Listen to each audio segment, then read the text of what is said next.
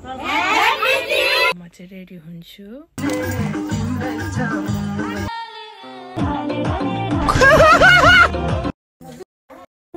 Hello साथीहरु, welcome back to my mini blog. आज चाहिँ तीज रहेको छ। म चाहिँ बिहानै उठेर नानीलाई फिडिङ गराएर अब म चाहिँ रेडी हुन्छु। सो हजुरहरु हेर्दै गर्नुहोला, किप वाचिङ। हेर्नुहोस् न साथीहरु, बच्चा भएपछि रुन्छ, भोग्यो, भिडियो बनाउन पनि पाइँदैन।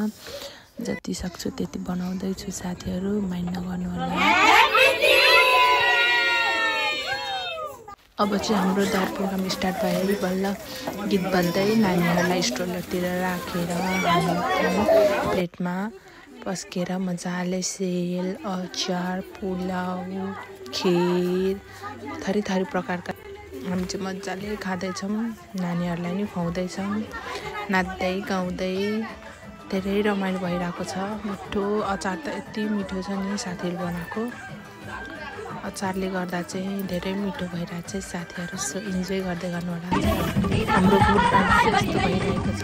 अब इन्जोय गर्नुहोला।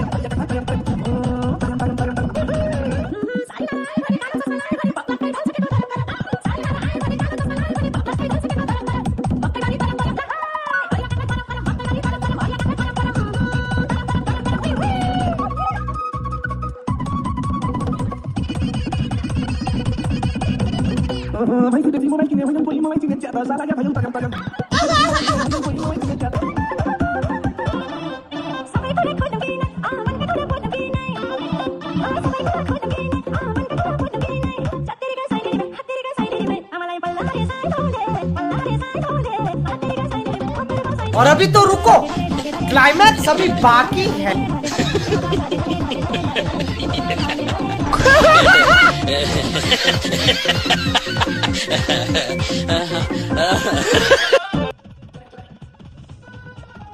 बिचरा मेरो छोरा, म यता मस्त नाच्नमा व्यस्त।